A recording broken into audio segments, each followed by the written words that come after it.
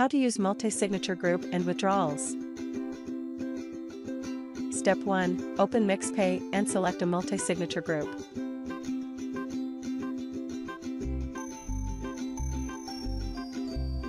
Step 2. Check the orders and collection status. There are some collections. Click to see details. Step 3. View the members of the multi-signature group. These are all the members included in the multi-signature group. Step 4. Create a group chat adding all multi-signature group members there.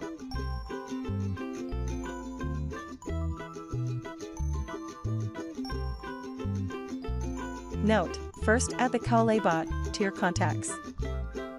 Group name. This number is the threshold for multiple signatures, which refer to the total number of signatures and must be the same as the numbers of multi-signature account created in MixPay. Step 5. Withdrawals.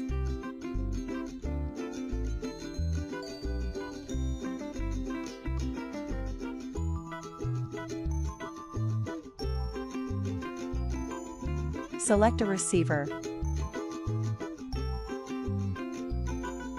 Enter amount.